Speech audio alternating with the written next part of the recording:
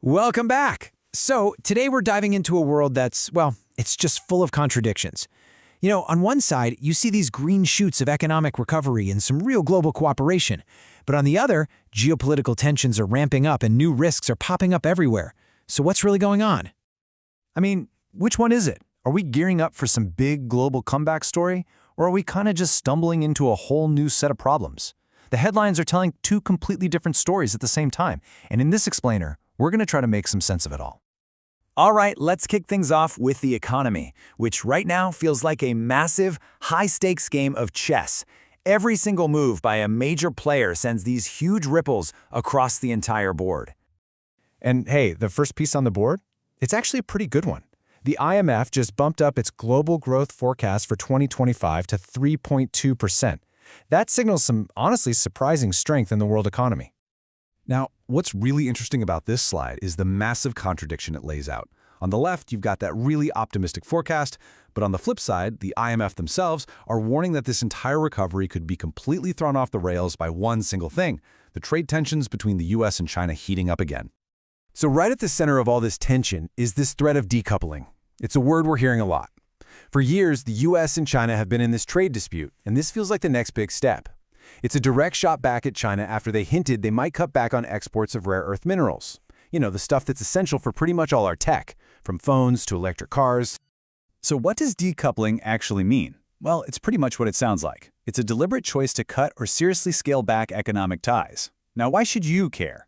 Because a move like this could throw the global tech supply chains into total chaos. And that could mean the gadgets we all rely on, your smartphone, your laptop, even your car, could get a lot more expensive and way harder to find.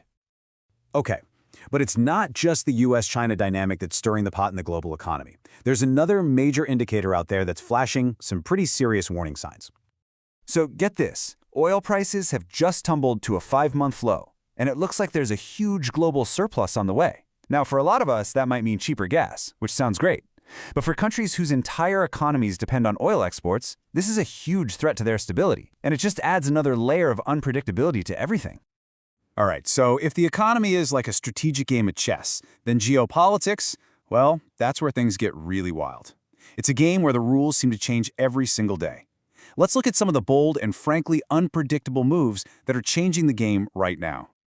Over in the Middle East, we're seeing this tiny, tiny glimmer of hope after a period of just devastating conflict. A very fragile ceasefire is in place, and we're seeing some Gazans actually returning to what's left of their homes. It's a small, cautious step in the right direction. But, and this is a really big but, that hope is hanging by a thread. The entire region is still incredibly volatile, and you just get the sense that the situation could explode again at any moment. And speaking of moves you just don't see coming, check this out. This is a truly wild political gambit. President Zelensky of Ukraine has basically said he'd nominate Donald Trump for the Nobel Peace Prize, but there's a catch. Only if Trump can actually manage to deliver a real ceasefire for Ukraine. Look, this is way more than just a weird headline you scroll past. It's a strategic, high-stakes political play meant to put pressure on everyone and completely reframe the conversation about the war. It's a perfect example of leaders just throwing out the old playbook and trying something completely unexpected. Okay, so with all this conflict and tension grabbing the headlines, you might think that's the whole story. But it's not. There's another, quieter story unfolding in the background, one of global preparation and of building resilience. You see, it turns out that while some folks are bracing for impact, others are actually busy trying to prevent the next global crisis. And a key player in this is the World Health Organization. And their strategy? It's actually pretty straightforward, and this slide illustrates it brilliantly. After learning some really tough lessons these past few years, the WHO has been upgrading its global system for health threats. It's a clear 3-step plan: better surveillance so we can spot new diseases way earlier, smarter intelligence to really understand the risks, and a much faster response to stop outbreaks before they can go global. So what they're really doing here is trying to build a kind of global immune system. It's a proactive network that's designed to protect all of us by finding and fighting these health threats before they have a chance to become the next pandemic. It's this powerful story of resilience being built, quietly, in the middle of all this chaos. So, when you put it all together, this is the world we're in right now.